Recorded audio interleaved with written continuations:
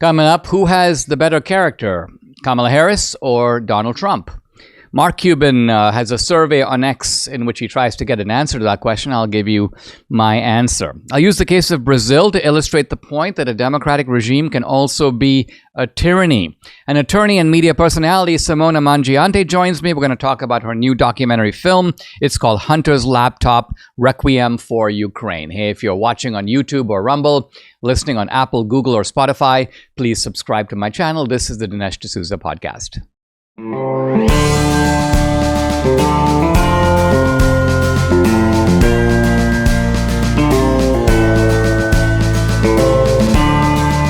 America needs this voice.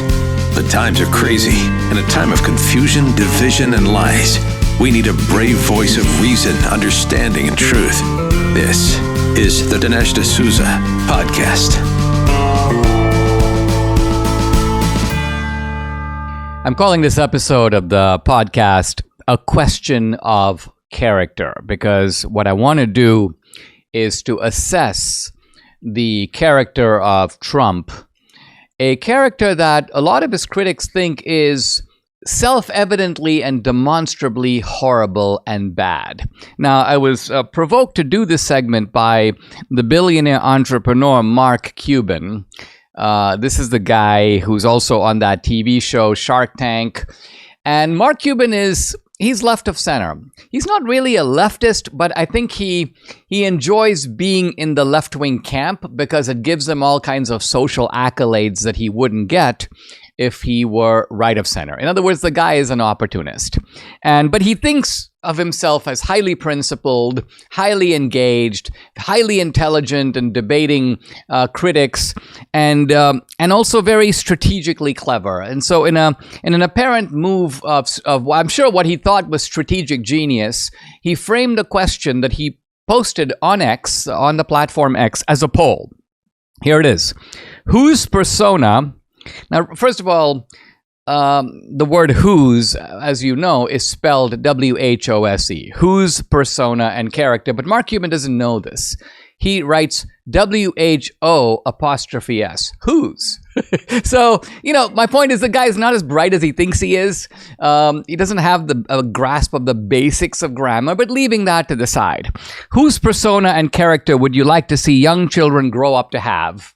And he has Trump and he has Kamala Harris. Now, first of all, think of how stupid it is to do this, because Kamala Harris has levitated her way up into politics. She was basically a kind of arm candy, as they call it, for Willie Brown. This is a woman with really no shame and complete willingness to sort of use physicality and use her apparent sexual prowess to try to make her way up the ladder. So is this something you aspire to for your daughters? No. But nevertheless, I think Mark Cuban thought there's no question about it. Trump has a horrible character. So this is a poll that's going to decisively show him up. And guess what? Trump wins in decisive fashion. I forget the actual numbers, and the numbers are not that important, but there's something like 65 to 35, 70-30. Trump basically whops Kamala Harris. In other words, Trump is believed by followers of X, Mark Cuban's own followers, as having a better character than Kamala Harris. I'm sure this was like a massive blow to Mark Cuban, or at least it thwarts his seeming kind of strategic move. And so what does Mark Cuban do? He questions the poll. He basically says, how come there were 804,000 votes, but only 656,000 engagements in the analytics? So he's obviously digging into the analytics to see what possibly could have happened. And then he comes to the idea that there were probably many anonymous voters in the poll. And so he rages at Elon Musk, you've got to throw these anonymous voters off of X. So think about what Mark Cuban is doing without really quite intending to. He's actually agitating for voter ID. He's saying a bunch of people voted in this poll, but they shouldn't have been voting because they're anonymous. They're not willing to put their names on the line. These people need to be kicked off X, which is to say off the voter rolls. And so without really recognizing it, Mark Cuban is making an argument for voter ID. By the way, at right about the same time, here's RFK Jr. now diving into this topic. And what I like about RFK Jr. is that, as with Elon Musk, you see a kind of expanding political awareness. Like, RFK Jr. has not been big on the issue of election fraud. This is a new one for him. He's been really good on the deep state. He's really good on COVID. But here's RFK Jr., and he says in a recent interview, ATM machines on every block never get hacked. And yet somehow we can't secure our elections. He goes on to point out that Democrats are always saying, oh, this guy's an election denier, that guy's an election denier. And Robert F. Kennedy goes, who denied the election of 2000? Who challenged the elections in 2004? He says, if it wasn't unpatriotic to do that, why is it unpatriotic to question the election of 2020? Quote, the entire city of Las Vegas is built on machines that can count, right? And machines that never make mistakes and never give you too much money back. So we can do it. And then he goes on to say why we need paper ballots, why we need audits, why we need to check the election. Great stuff from Robert F. Kennedy, emphasizing the issue of election integrity in, as far as I know, a completely new way for him. But let's come back to the fundamental issue that Mark Cuban raised at the outset, which is, whose persona and character would you like to see young children grow up to have?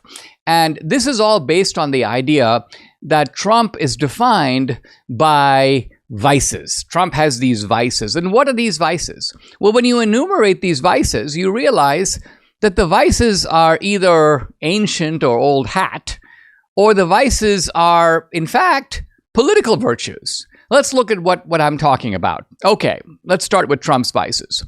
Trump is a philanderer and a playboy. Well, no one claims that Trump is a philanderer and a playboy now. So the argument is Trump was a philanderer and a playboy in his younger days. Okay, well, if that's the case, then Trump is a reformed philanderer and a reformed playboy. And is it fair to hold him accountable for that now when he no longer is those things? Well, Trump is an egotist. Well, what do you think protects Trump in the relentless attacks that he gets day upon day upon day? If he wasn't an egotist, if he didn't have his own kind of personal wall that was built around him, how would he even survive without being shriveled, without being completely destroyed? Trump tells lies. Trump is a known exaggerator, but he exaggerates with a certain sense of knowing, wink, wink, acknowledgement. So when he says something like, the burgers at Mar-a-Lago are the best burgers anyone's ever eaten, I don't think Trump is making a scientific statement. He's not saying that there have been actually burger tests conducted by experts and they've decided. No, what he's doing is he's being a salesman. He's exaggerating for effect, but he's exaggerating in a manner that everybody knows he's doing it. And that's the point. When there's common knowledge that this is an exaggeration. Hey, this is the best burger I've ever eaten. When everyone knows that, then it's not a lie. It's a mutually acknowledged game of, you may say, salesmanship that Trump is doing. Now, again, while people focus on Trump's vices, there's very little focus on Trump's virtues. Look at what a family man he is. Look at the way that he attends to his children, who are well raised for the most part, his grandchildren. He's very attentive to them. They're very affectionate toward him. Even with Trump's ex-wives, notice that they're all on his side. Ivana, when she was alive, Marla Maples. These are Trumpsters. They support Trump. They're on Trump's side. Trump takes care of Tiffany, the Marla Maples' daughter, with Trump. And then Trump takes care of his employees. He's a big-hearted guy. You're hard-pressed to find a single guy who works for Trump. Go to his hotels. And I'm not talking about Trump's lawyer, Cohen. I'm talking about the ordinary guys at the desk, the guy who takes you up in the elevator, and the guy who loads your luggage. Ask those guys what they think about Trump. They're uniformly enthusiastic about Trump. They're excited when Trump comes in the door. Trump is very generous with them, hands out $100 bills. In other words, it is a case where Trump has this largeness of heart. And then Trump, look at the assassination attempt. Trump is a man of, I would say, almost incomparable bravery. I don't think Dana White was exaggerating when he said that Trump is the greatest fighter of all time. Because what he meant is that it's easy to fight in certain domains. Well, not easy. It takes a tremendous amount of training. I'm talking about, to fight in a ring or in mixed martial arts or as a boxer or even as a sumo wrestler. That's fighting of a certain kind. but there is the ultimate kind of fighting because you're up against something that is out to crush you financially, crush you legally, lock you up, ultimately assassinate you. I mean, destroy you in every way possible. That goes way beyond mixed martial arts. Oh, I got the guy to tap out. Well, that's it. Okay, yeah, the fight's over. The fight against Trump is never over and never stops. And yet he never stops. And so I think that's what Dana White meant when he said that this is courage. Remember, Aristotle lists courage as the highest of all the virtues, of a dimension that we don't really see, certainly in any other political figure, but maybe in no other figure generally. Hey guys, if you'd like to support my work, there's a great way to do it. Subscribe to my Locals channel, become an annual subscriber. You'll get lots of exclusive content that I post there, including content that's censored on other social media platforms. On Locals, you get Dinesh Unchained, Dinesh Uncensored. You can also interact with me directly. I do a live weekly Q&A every Tuesday. No topic is off limits. I've also got a movie page up on Locals, Dinesh's movie page. It's got documentaries, feature films. 2000 Mules is up there. The film that came out last year called Police State, and new film coming out this month, and it's one you're going to want to see. And if you're an annual subscriber, you can stream and watch this movie content for free. It's included with your subscription. So check out the channel. It's dinesh.locals.com. I'd love to have you along for this great ride. Again, it's dinesh.locals.com. Consider this. Without God, can we have a democracy? And if religion is removed from Washington, who pays the ultimate price? There's a new movie out called God's Not Dead, In God We Trust. It's the story of a small-town pastor. He's pushed into the political arena to run against a powerful regime, forcing faith and religion out of American politics. There's no better time for this movie. In today's divided culture, all of this upheaval and yearning for spiritual leadership is America's collective scream to keep God in the forefront. God's Not Dead challenges mainstream liberals in the battle for spiritual leadership, hope, and faith in America. Watch it with your family and friends. And remember the words of Ronald Reagan. Without God, democracy will not and cannot long endure. We must remember that we are one nation under God. Don't miss this movie, God's Not Dead, In God We Trust, a Pinnacle Peak production in theaters September 12th. The social media platform X, Elon Musk's platform, is now banned in Brazil. This is not to say that no Brazilians can go on X, but they have to do it using a VPN. They cannot have X in the normal way. They can't just download it as an app. The app is banned and unavailable. Now, who decided this? Initially, it was decided by this guy, Alexandre de Moraes, who is the chief judge in Brazil. And this is a guy who, even though he's not the top figure in Brazil, obviously the top figure in Brazil is Lula da Silva, the supposedly elected president of Brazil. I say supposedly because there remain questions about the most recent election in Brazil, in which Lula prevailed over Bolsonaro. But nevertheless, this guy, Alexandre de Moraes, apparently enjoys a wide sweep of powers and can issue declarations, and he has been doing this. He has been going after members of the opposition. He threatened to arrest a prominent senator named Doval. And why? For no other reason than Doval was talking about corruption in the police, corruption that was being directed by none other than Alexandre de Moraes. So he's basically preventing an inquiry into his own corruption by trying to ban and arrest the man who is raising these objections. This is the kind of thing that we're dealing with. And it may seem odd to some people, because it may seem like, how does this one guy have this sort of unlimited power? Well, if you follow the tweets of Elon Musk on this matter, you do get the impression that this guy Moraes has become, in effect, the dictator of Brazil. Maybe he's doing it at the leave or at the permission of Lula da Silva. Maybe he's doing it because he has powers of his own. But either way, he's a one-man despot. And I do agree with that. I do agree that Moraes is completely out of control. In fact, it's kind of funny when you see him. He's draped in a robe of black that makes him look a bit like Darth Vader, and he has a kind of a indecent smile. So he looks the part, this guy. And yet, I think it is also true that he is part of a corrupt regime. The problem we're dealing with here, when we're dealing with the same problem in the United States, it's not merely the corruption of Biden, it's not merely the corruption of Kamala Harris, it's the corruption of a system and a regime. The word regime here suggests a certain lack of legitimacy, and I think it is the correct and appropriate word. Why?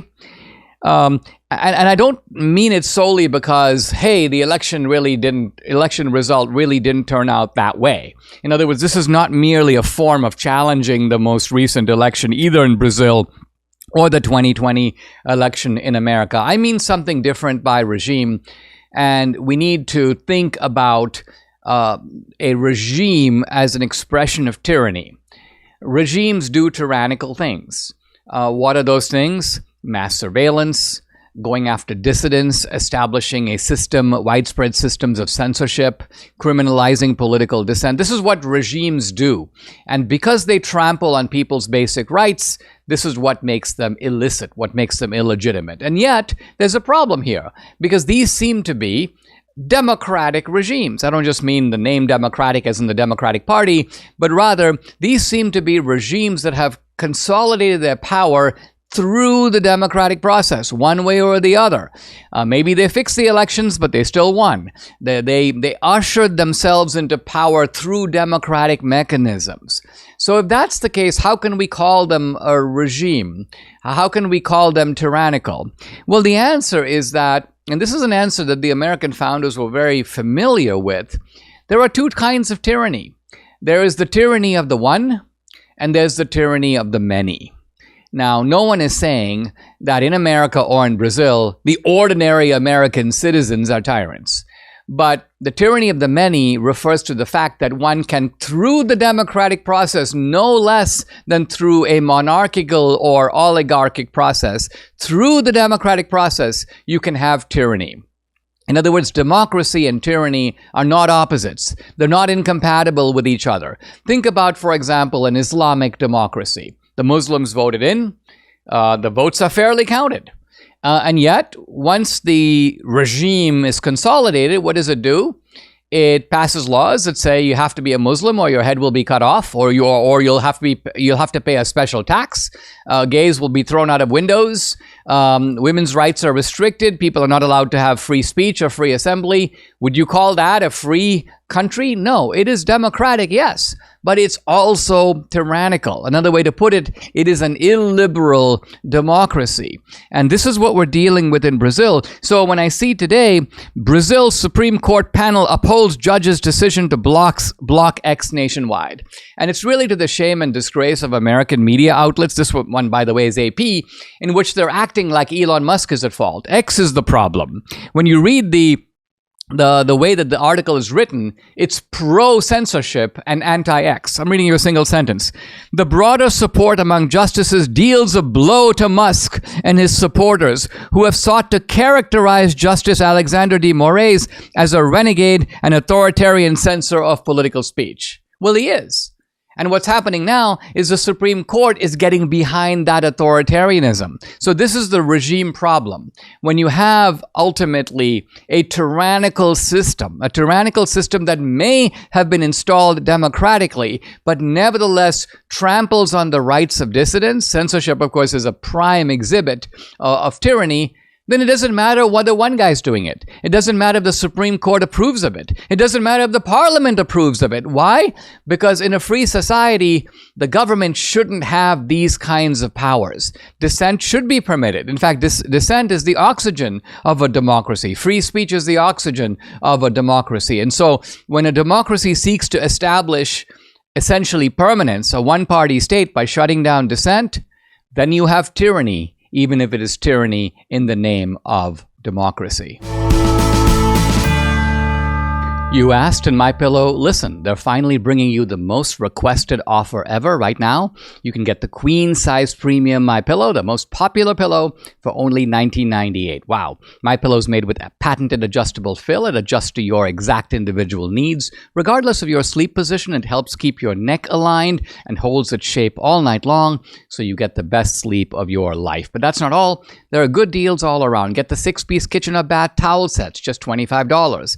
The brand new mattress topper as low as $69.98. The famous MyPillow bed sheets as low as $25, and so much more. Here's the number to call, 800-876-0227. The number again, 800-876-0227, or go to mypillow.com. When you use promo code Dinesh, you get big discounts on all the MyPillow products, including the premium queen size MyPillow, only $19.98. That's the lowest price ever, so don't delay. Order today. Go to mypillow.com and don't forget to use the promo code. It's DINESH Dinesh.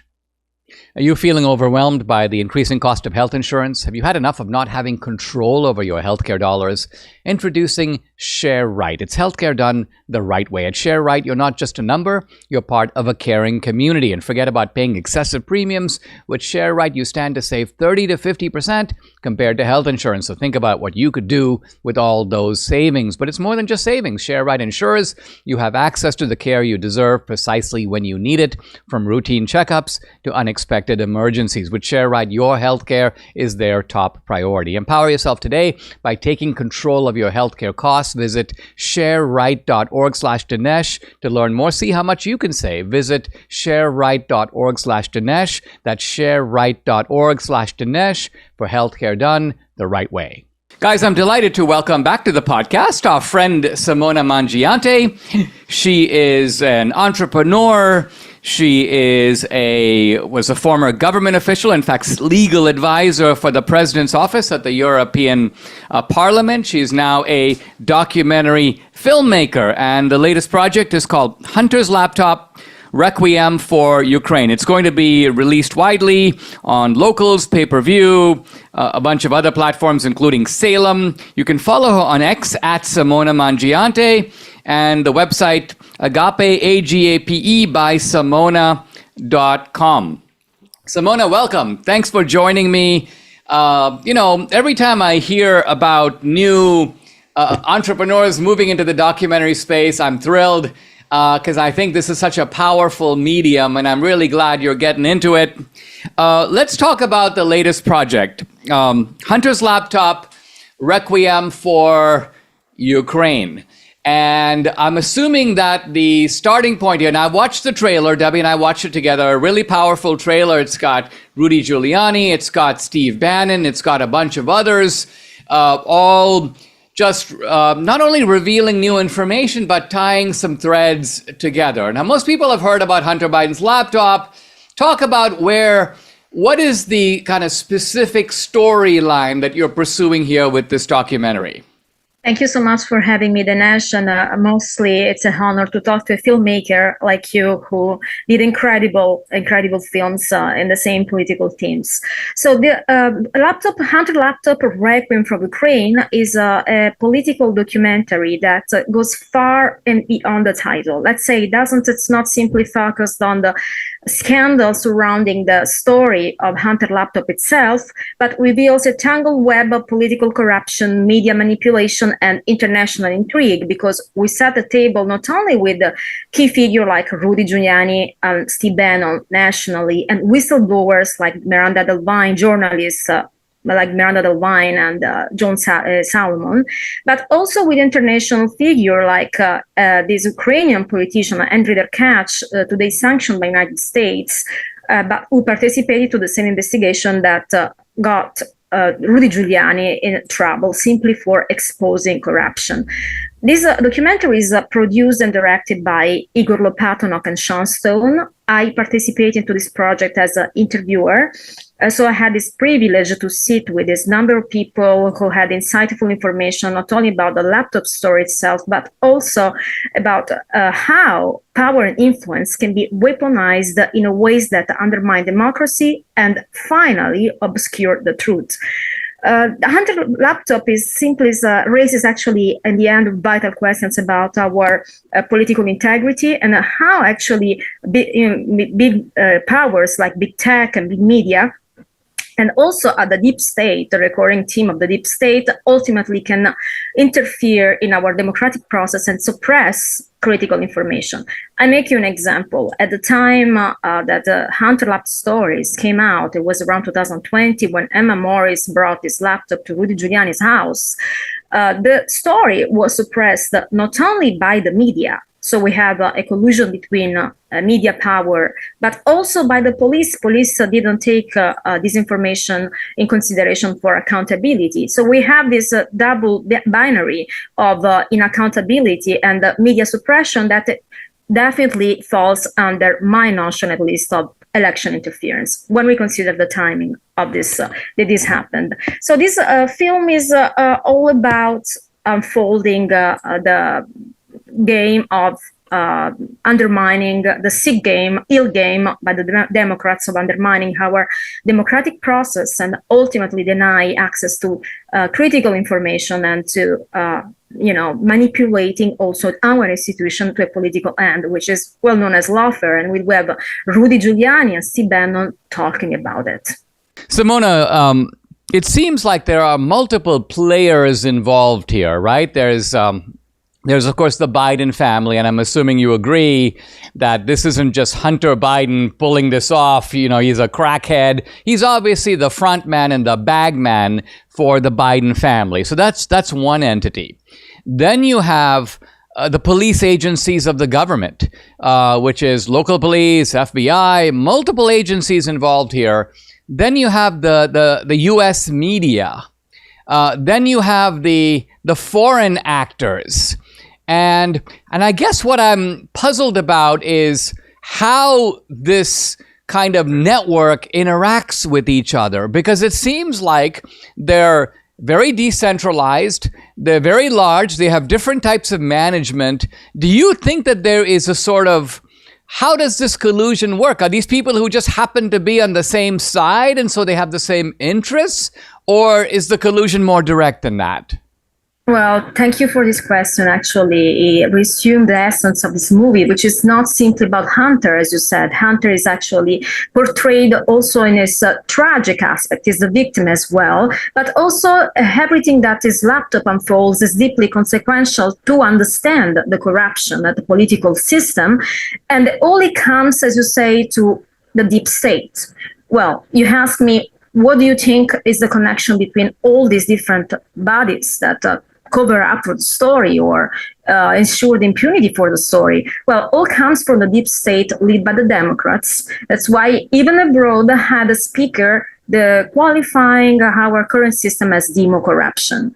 I've never seen, Dinesh, anybody on the other side being investigated or being politically persecuted for talking against Donald Trump or against Trump supporters. Actually, we've been demonized. We've been widely characterized as deplorable or all the most undermining names. None of this institution have been placed against these people. Even when Mueller started this fake investigation, right?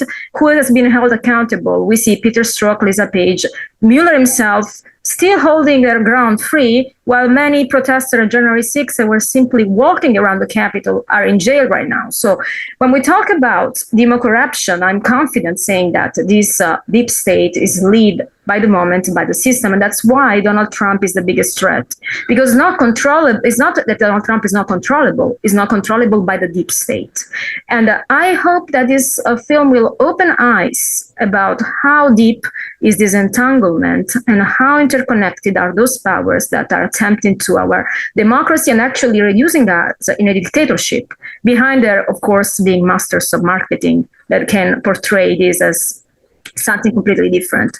But all it comes to that inaccountability from institution, media manipulation. So we have all these factors that play out to undermine our access to critical information, even to make decisions. We talk a lot about election interference many times. We blamed Russia, that had nothing to do. We blamed a lot of people in the Trump campaign, but we didn't point the finger at the real players that are interfering in our election, and they deny their access to information. How many people would have voted for Joe Biden in 2012? We know that anyway they didn't vote in many, but how many of those who voted would have voted either way if they knew about the story of the laptop, which also has evidence of crime of Joe Biden. It's not simply about the son. Actually, that's important to understand. We're not talking about the scandalous facts related to his, degenerate behavior. This is not the point of the film.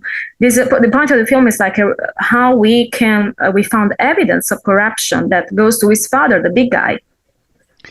Simona, you are a perfect person to be doing the interviews here because perhaps unwittingly you and George Papadopoulos were sucked into this scheme. In fact, you were almost the entry point of the scheme. The Russia collusion hoax began with an effort to try to have various prominent figures, very often from foreign intelligence agencies. You know, people know about the intelligence agencies here, but they need to know about names like Alexander Downer and Joseph Mifsud and the Israeli guy who was, at least the guy who was posing as an Israeli businessman, the guy from Cambridge University, Halper. So all these guys were sitting down with George and were basically saying, you know that you've been working with the Russians, or we have some dirt that shows that the Russians are involved with Hillary Clinton. Is this dirt that you may want to use to spread?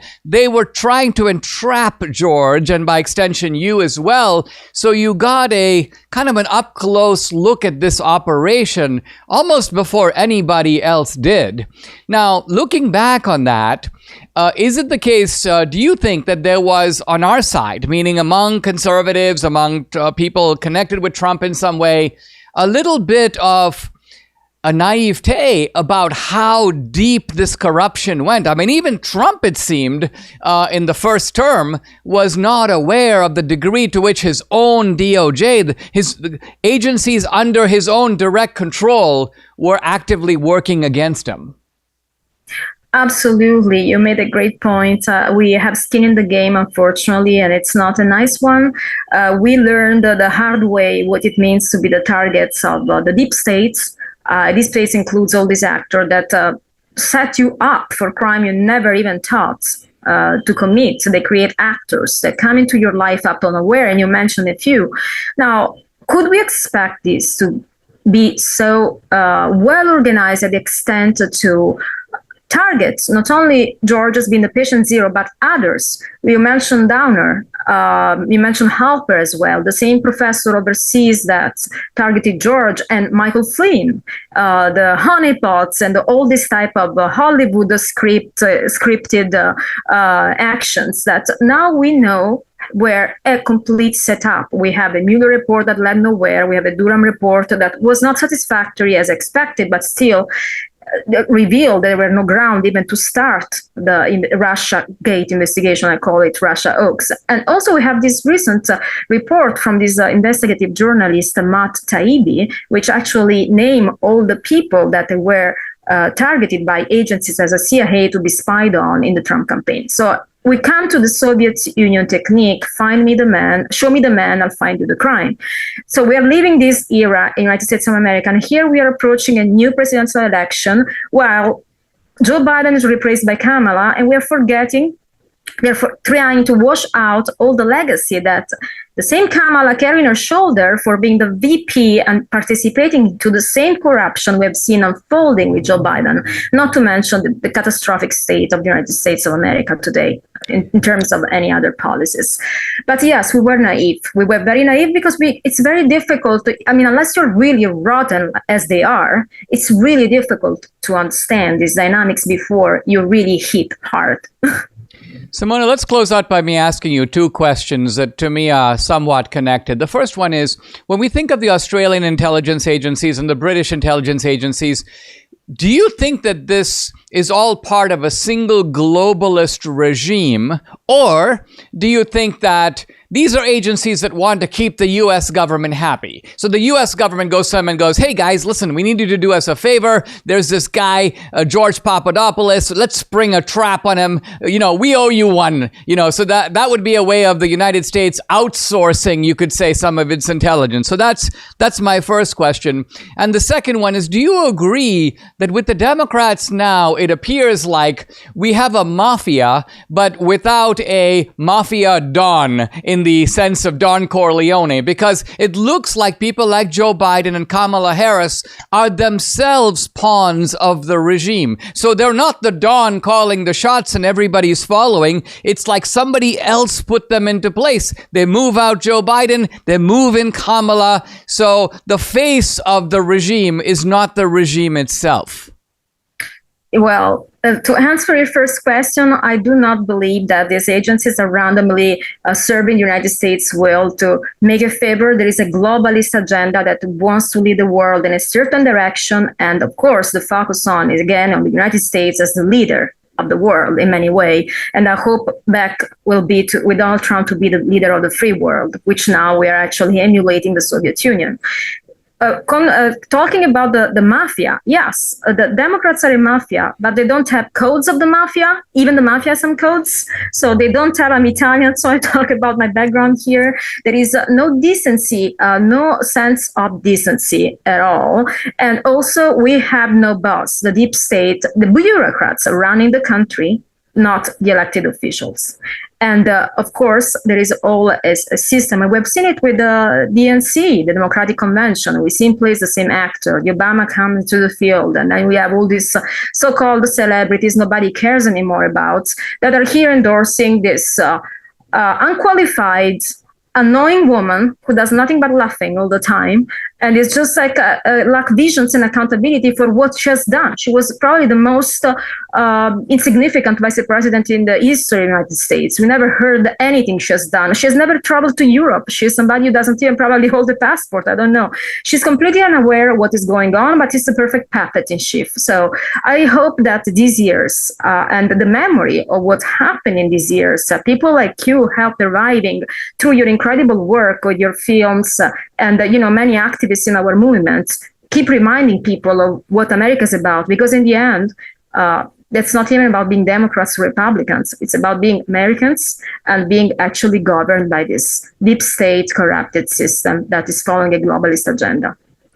Simona, you're closing out on a point that makes me chuckle. And of course, I think this is where you are bringing a sort of Italian angle on this, which is really fascinating. Because you're right. When you watch the mafia movies, you're fascinated because there is a certain code of honor, both an attachment to family that is fundamentally decent, and also the sense that we don't randomly, even in Scarface, Al Pacino's like, I'm not going to kill the woman and the child, this is the limit. I won't go there. And I think what you're saying is the Democrats are so indecent that it's kind of unfair. The comparison to the mafia is unfair to the mafia and not to the Democrats. Guys, I've been talking to Simona Mangiante. Her website, agapebysimona.com. Follow her on X at Simona Mangiante and look out for the film Hunter's Laptop, Requiem for Ukraine. It's going to be playing on Locals, ultimately on Salem, a whole bunch of other platforms. Simona, great to have you on the podcast. Always a pleasure. Thank you so much for having me. My pleasure, Dinesh. Thank you. Here's Booker T. Washington in Chapter 10 of Up From Slavery. The individual who can do something that the world wants done will, in the end, make his way regardless of race. Now, I think this sentence, in a way, sums up Booker T. Washington's philosophy. And that is that, by the way, it's not the philosophy that there's no racism. It's not the philosophy that the way of blacks is easier or even just as easy as that of any other group. It is rather the idea that the world operates on supply and demand. It operates on need. And if you can make yourself useful to somebody, they may not like you. They don't have to like you. but they will pay you. They will recognize your worth, because it is not just your worth in the abstract. They're not looking at some sort of a study that says the blacks are worth just the same. No, they're recognizing your worth to them. And it is also the case that they're more likely to like you better, because they see that you are contributing to them, you are contributing to the community, and you are making your own life better. So there's something inherently admirable about someone who does that. So this is what Booker T. Washington believes. And again, I emphasize, imagine if the black community had from the beginning adopted this credo and run with it. Imagine if all the great black leaders, from Frederick Douglass, through Du Bois, through the NAACP, through Martin Luther King, Malcolm X. Now, obviously, if you do a survey of these black leaders, Frederick Douglass was closest to Booker T. Washington in this philosophy. But Douglass was very preoccupied, as he had to be, with the battle against slavery. And I think once that battle was done, in a sense, Frederick Douglass went off and sort of built his own life. In a sense, he demonstrated by example what a towering free black man could do in America. He became a diplomat. He became a prominent figure in the government. He became, of course, a nationally recognized figure and a symbol of the anti-slavery movement. He was a prominent member of the Republican Party. So he did all these things. But that's different than what Booker T is doing, which is Booker T is not all about Booker T, not at all. Booker T is about building an institution and very consciously in his own mind, building a race that will be an example to the world. Now, I think if Booker T. Washington were alive today, he would shake his head. He would say, the problem is that the mainstream of the civil rights leadership, and I think regrettably he would include Martin Luther King in this, took blacks, in a sense, on the wrong track. Now, let's be very clear what we mean by the wrong track. Obviously, Martin Luther King was right to oppose himself to segregation and to establish what eventually came about in the 1950s and 60s, so more than half a century ago, legal equality for blacks and whites. By the way, Booker T would recognize that in his own day, he didn't have that. There certainly wasn't legal equality, not in America, but especially not in the South. But think about what happens once legal equality is obtained. Once you have equality of rights under the law, then Booker T's philosophy, which is debatable in 1901. In 1901, there was a sort of a legitimate debate between Booker T. Washington and Du Bois. Du Bois, of course, emerges with his critiques a little bit later, several years later, with the publication of The Souls of Black Folk. There's a legitimate debate. Which is more important, black self-development or rights? But once you have rights, there's no debate, because there's only one thing left, and that is development. So you have the rights. The question now becomes how you're going to equip yourself to take advantage of the rights. And in this, there is no alternative. I emphasize no alternative at all to what Booker T. Washington is saying here. And yet, through the Democratic Party, the blacks found an alternative. And they found an alternative that they were egged into by the civil rights leadership. And that is the alternative of government jobs, government dependency, welfare, the welfare state, victimology, DEI, the whole paraphernalia of, quote, solutions that has fought against poverty for 70 years while never defeating poverty. In fact, poverty won that battle. That has fought against cultural dysfunctionality, at least arguably. I would say that instead of fighting against it, it has promoted dependency and the dysfunctionality that comes out of that. All of that is antithetical to the philosophy of Booker T. Washington. This is really why we're reading this book, because it represents the alternative that was tragically sidelined, even by a figure as important and on the balance as decent as Martin Luther King. Let's continue with Booker T. One man may go into a community prepared to supply the people there with an analysis of Greek sentences. Now, Booker T is being a little bit anti-intellectual here, because he's sort of saying, you don't need to know Greek. What's the point? You're in a poor man's country, meaning you're in the black community. You want to be going around showing that you know Greek? Really? The community may not at that time be prepared for or feel the need of Greek analysis, but it may feel its need of bricks and houses and wagons. Now, when Booker T puts it this way, I agree completely. The key words here are at that time. The community may not at that time. They don't have anything. Greek sentences is not exactly at the top of the list. What's at the top of the list? Bricks, houses, wagons. Greek sentences can come later. And Booker T goes on to say, every student at Tuskegee, no matter what his financial ability may be, must learn some industry. So the philosophy of Tuskegee is study and work, including manual labor, side by side. Now, when I say manual labor can be skilled or unskilled. So there's some elements of unskilled labor, go dig a ditch over there, but there's also masonry, there's carpentry, there is work in other types of metals and so on.